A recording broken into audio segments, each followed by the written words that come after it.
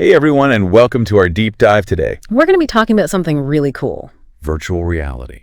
Ooh, very cool. VR. It's not just science fiction anymore. It's actually here. Yeah. And it's really changing lots of different parts of our lives. So today we're going to learn about what VR is and all the amazing things it can do. We'll be speaking in clear and simple language. So it's easy for everybody to understand. Especially if you're learning English. That's right. We're going to try to break it down into small pieces. Speak slowly so you can follow along. Think of it like a fun and interesting English lesson all about VR. Okay. So first things first, what exactly is virtual reality? Think of it this way.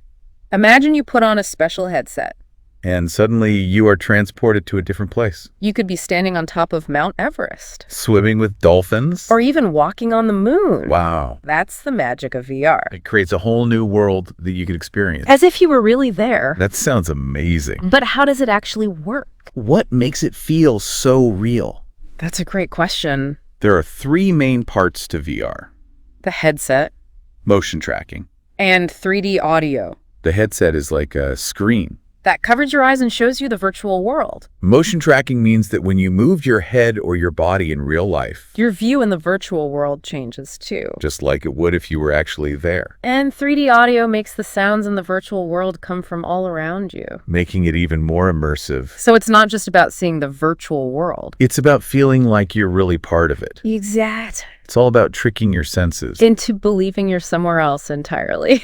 That's incredible. When most people think of VR, I think they probably think of video games. It's true. Gaming is a big part of VR. It's where a lot of people experience VR for the first time. But VR can do so much more than just entertain us. You're right. I read that VR is being used in schools to help students learn. In new and exciting ways. Imagine exploring ancient Egypt from your classroom. Walking through the pyramids. Seeing the hieroglyphics up close. Absolutely. That's one of the most exciting applications of VR. It's like taking a field trip without ever leaving the classroom. And it's not just history. Students can explore anything. From the human body to the depths of the ocean. All through the power of VR. It's like bringing learning to life. It really is. And it's not just education.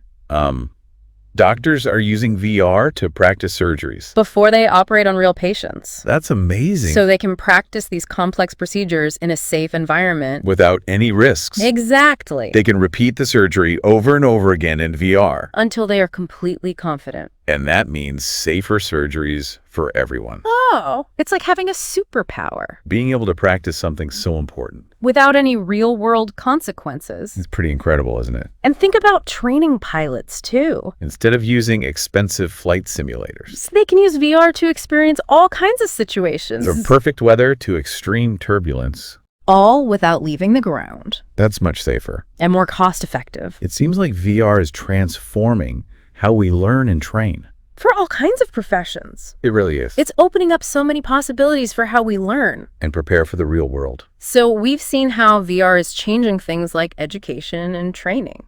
But what about its potential in our everyday lives? How could VR be used outside of those specialized fields? Well, imagine you could go shopping without leaving your house. You could browse through a virtual store. Try on clothes. And see how furniture looks in your living room. All from your couch. That sounds so convenient. No more crowded malls or long lines. Exactly. And think about work. VR could change the way we have meetings. Instead of video calls, you could meet with colleagues in a virtual office space. Share presentations. And collaborate on projects. As if you were all in the same room. Even if you're miles apart. It's like teleporting to work. But without the messy teleportation accidents you see in movies. Exactly. No messy teleportation here. And of course, there's entertainment. Imagine watching a movie. And feeling like you're right there in the action. Or attending a concert from your living room. VR could make entertainment even more immersive and exciting. It sounds like VR is about to change everything we do. But what does the future hold for this amazing technology? Well, one thing that's really exciting is how graphics are improving. Imagine virtual worlds that look so real. It's hard to tell them apart from the real world. So VR is going to get even more realistic. And mind-blowing. Absolutely. And it's not just about what we see. It's about what we feel, too. There's a technology called haptic feedback. That lets you actually feel things in the virtual world. Whoa! Imagine picking up a virtual object. And feeling its weight. Or texture in your hand. But wait, if we can see and hear. And even feel things in the virtual world. Are we getting close to blurring the lines between real and virtual completely? You're thinking about augmented reality or AR. It's like a cousin of VR. Instead of creating a whole new world, AR adds computer-generated images to the real world. you see through special glasses You would be walking down the street and see information about nearby restaurants pop up right in front of you. or get directions projected onto the sidewalk, So VR is like stepping into a whole new world. while AR is like adding cool features to the real world, You got it. and both are developing very quickly. It's a really exciting time to be exploring the possibilities of both VR and AR. Well, it certainly is. We've covered a lot of ground here today. We've talked about what VR is How it works. and all the amazing things it can do. We've learned about how it's being used in education Healthcare. and training, And we've imagined its potential to change our everyday lives. from shopping to work. to entertainment. It's clear that VR is no longer just a futuristic fantasy, It's a powerful tool that's already changing the world. and its potential is only just beginning to be explored. But that's a conversation for our next part, Stay tuned. because we'll be back to discuss even more fascinating aspects of VR. We'll see you soon for part 2.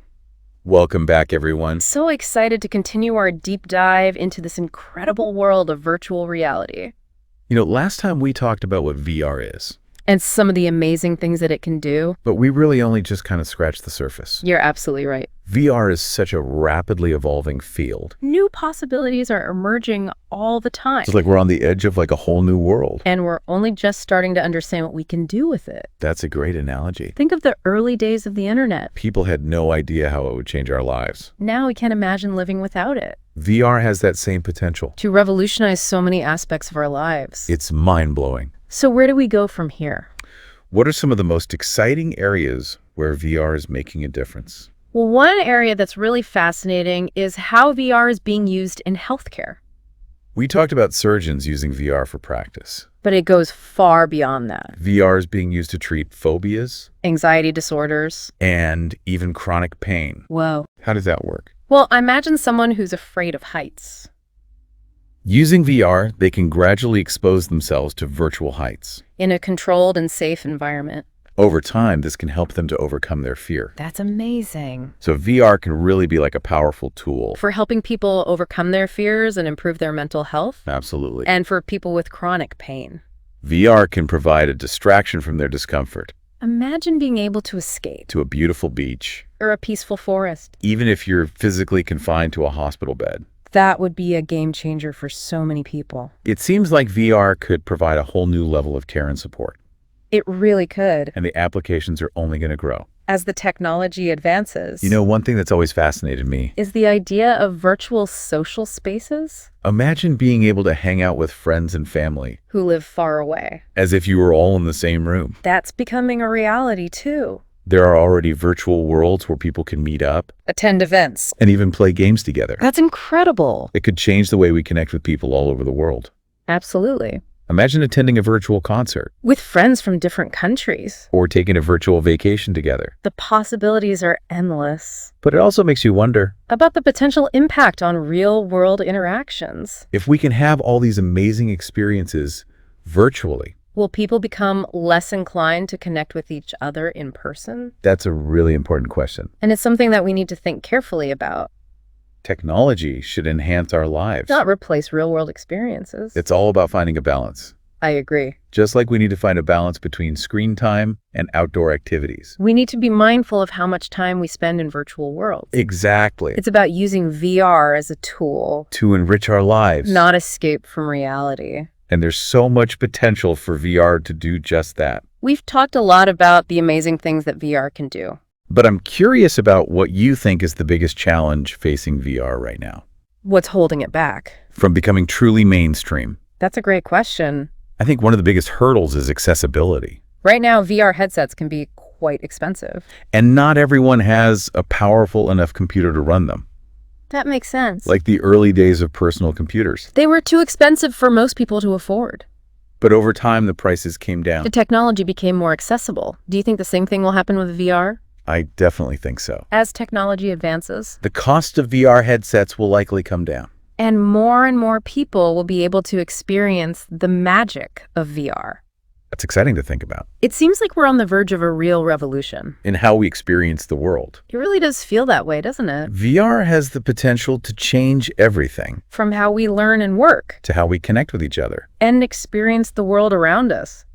It's an incredible time to be a part of this technological revolution. I completely agree. And as we kind of delve deeper into this world of virtual reality, There are some bigger questions that we need to consider questions about ethics, about the potential impact on society about what it all means. for the future of humanity. Those are crucial questions. And we'll explore them in our final part of this deep dive We'll examine the potential challenges, and opportunities that VR presents and we'll discuss what we need to do. to ensure that this powerful technology is used for good. That's a lot to think about. But it's a conversation that we need to have, So stay tuned for part 3 where we'll tackle these big questions. and wrap up our deep dive into the fascinating world of virtual reality. We'll see you there. Welcome back to our deep dive. You know, in the last 2 parts, we really got to explore what VR is and all the amazing things that it can do. But as with any powerful technology, There's some things we got to consider, right? Some big questions that we need to kind of ask ourselves as VR becomes more and more a part of our world. Yeah, for sure. Those are big questions. So let's start with the ethical side of things. What are some of the ethical concerns surrounding VR? Well, one big one is privacy. You know, VR systems collect a lot of data about us. They track our movements, our gaze, even our emotional responses. That's a lot of personal information. Yeah. And, It raises questions about, who has access to that data. and how it might be used. It's like all those cookies and trackers we have on the internet now. But multiply by 1,000 because VR is so much more immersive and personal. It's kind of scary to think that someone could be collecting data about every little thing you do in a virtual world. It's definitely something to be aware of. And it's not just about data privacy There are also concerns about things like, manipulation. and addiction. Could VR be used to influence people's behavior in ways that they don't even realize? Could people become so dependent on virtual worlds? That they neglect their real-life relationships and responsibilities? These are all questions we need to kind of grapple with as VR technology continues to evolve. Yeah, it's almost like we're entering uncharted territory here. VR has the potential to be this amazing tool for good. But it also has the potential to be misused or to have unintended negative consequences. So how do we navigate this new landscape? How do we ensure that VR is used ethically and responsibly? That's the million-dollar question. I think it starts with awareness.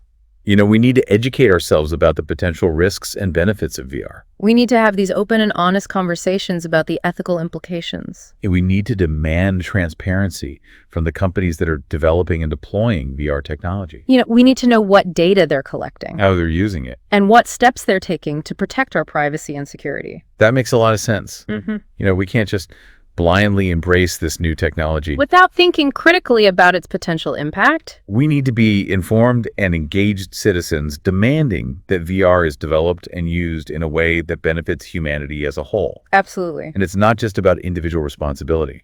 We need to have these conversations at a societal level. We need to create guidelines and regulations for the development and use of VR. We need to think about how VR will impact our workplaces, our schools, our healthcare systems, our social structures. We need to be proactive, not reactive in shaping the future of VR. It's a huge undertaking, but it's one that we can't afford to ignore. The future of VR is literally in our hands, and we have a responsibility to steer it in the right direction. That's a great way to put it. The future of VR is not predetermined. It's something that we're creating together right now through our choices and our actions. And if we approach this technology with wisdom, with compassion, with a commitment to the well-being of all, then VR has the potential to truly transform our world for the better. That's right. And it's been such an amazing journey exploring this world of virtual reality with you. We've learned so much from how VR works to the potential it has. To revolutionize so many different industries and so many different parts of our lives. And we've also delved into some of the ethical challenges and societal implications of this technology.